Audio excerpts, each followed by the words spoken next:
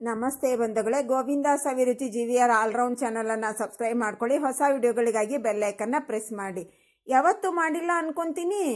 ಇದನ್ನು breakfast, lunch box, dinner ಎಲ್ಲ ಟೈಮ್ನಲ್ಲಿ ಮಾಡ್ಕೋಬಹುದು. ಮತ್ತು ಇದನ್ನು ಜರ್ನಿಯಲ್ಲಿ ನಾವು ತಗೊಂಡು ಹೋಗ್ಬೋದು. 3-4 ದಿವಸವರೆಗೆ ಇದೇನು ಹಾಳಾಗೋದಿಲ್ಲ. ಫ್ರೆಶ್ ಆಗೇ ಇರುತ್ತೆ. ತುಂಬ ಅಂದರೆ ತುಂಬಾ ಟೇಸ್ಟ್ ಆಗಿರುತ್ತೆ. ಮಾಡೋದು ತುಂಬಾ ಸುಲಭ, ಟೇಸ್ಟ್ ಸಖತ್ತಾಗಿರುತ್ತೆ ಬಂಧುಗಳೇ.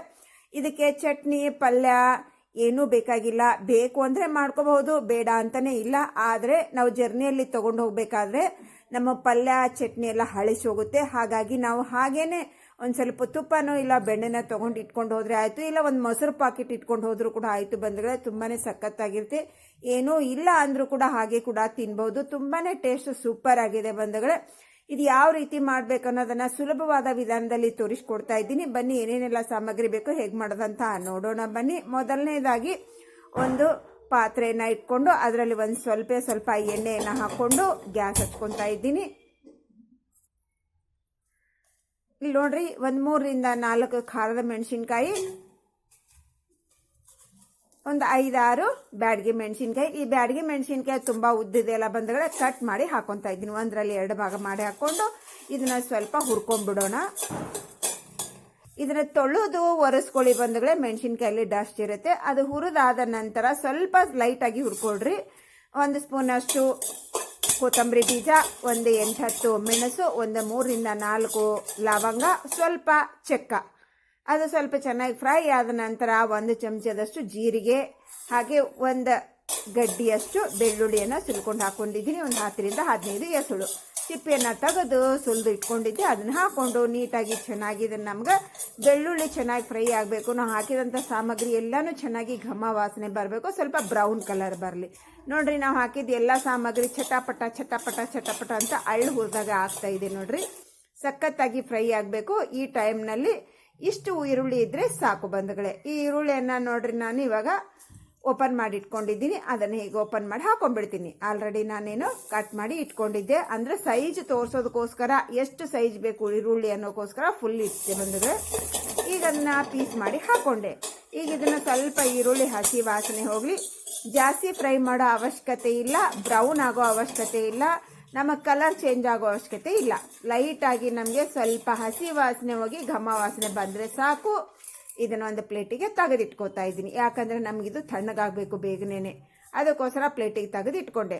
ಇವಾಗ ಅದೇ ಪಾತ್ರೆಯಲ್ಲಿನೇ ನೋಡ್ರಿ, ನಾನಿಲ್ಲೇ 1 ಕಪ್ಪಿಗಿಂತ ಸ್ವಲ್ಪ ಕಮ್ಮಿನೇ ಚಿರೋಟಿ ರವೆ ಹಾಕೋತಾ ಇದ್ದೀನಿ. ಸಣ್ಣ ಕಪ್ಪಿನಿಂದ ಕಪ್ ಇಲ್ಲ, ನೀವು ಸ್ಪೂನಿನಿಂದ ಹಾಕೊಂಡ್ರೆ ಒಂದು 4 ಸ್ಪೂನು ಚಿರೋಟಿ ರವೆ ಹಾಕೊಂಡ್ರೆ ಸಾಕು ಬಂಧುಗಳೇ.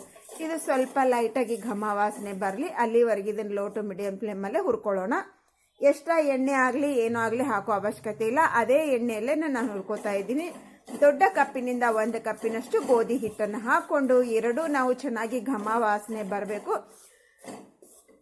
ಅಲ್ಲಿವರೆಗೆ ಲೋ ಟು ಮೀಡಿಯಂ ಫ್ಲೇಮಲ್ಲೇ ಚೆನ್ನಾಗಿ ಹುರ್ಕೊಳ್ಳೋಣ. ಒಂದು 3-4 ನಿಮಿಷ ತಗೊಳ್ಳುತ್ತೆ ನಮಗೆ ಘಮ ವಾಸನೆ ಬರಲಿಕ್ಕೆ. ಅಷ್ಟಾದ ನಂತರ ಗ್ಯಾಸನ್ನು ಆಫ್ ಮಾಡಿಕೊಂಡೆ. ಚೆನ್ನಾಗಿ ನೋಡ್ರಿ, ಕಲರ್ ಏನು ಚೇಂಜ್ ಆಗಿಲ್ಲ, ಆದರೆ ಚೆನ್ನಾಗಿ ಫ್ರೈ ಆಗಿದೆ, ಘಮ ವಾಸನೆ ಬರ್ತಾ ಇದೆ. ಅದು ತಣ್ಣಗಾಗಲಿ.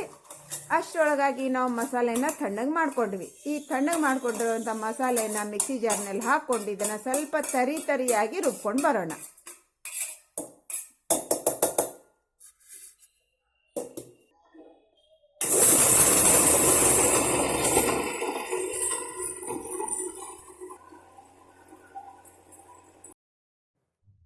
ಇಷ್ಟು ತರಿಯಾಗಿ ರುಬ್ಕೊಂಡಿದ್ದೀವಿ ನೋಡ್ರಿ. ಇಷ್ಟು ತರಿ ರುಬ್ಬಿದ್ರೆ ಸಾಕು, ನುಣ್ಣಗೆ ರುಬ್ಬೋ ಅವಶ್ಯಕತೆ ಇಲ್ಲ. ಇದನ್ನೊಂದ ಪರಾತಕ್ಕೆ ಹಾಕೊಂಡೆ.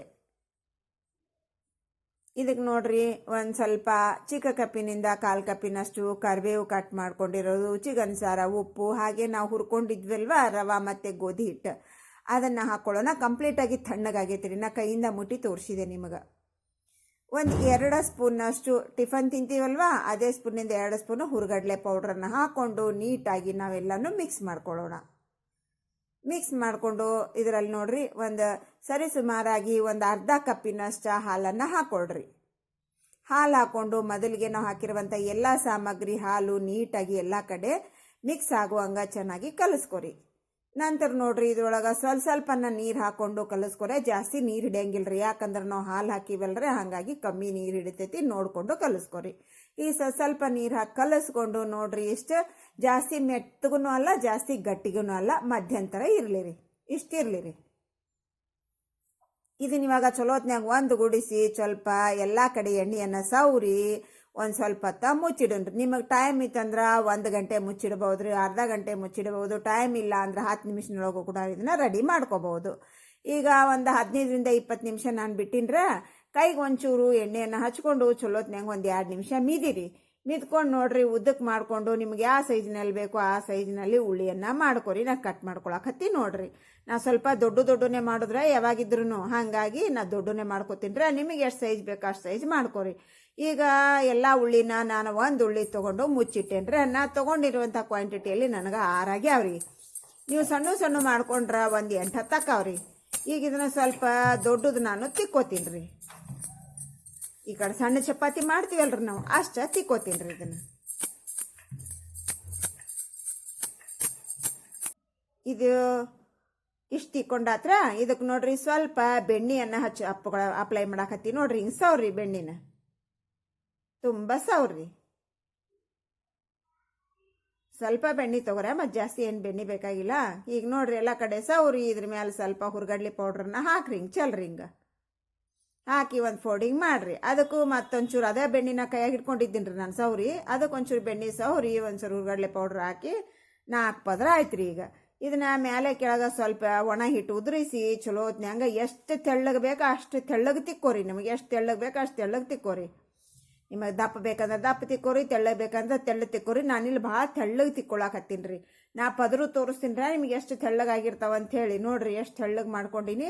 ಈ ಸೂಟಿ ಮೇಲೆ ನಿಮ್ಮ ಪದರು ಕೂಡ ನಾನು ತೋರಿಸ್ತೀನಿ ನೋಡ್ರಿ. ಹಂಚಿನ ತುಂಬ ಆಗ್ಬಿಡುತ್ತೆ ನಂದು ಚಪಾತಿ.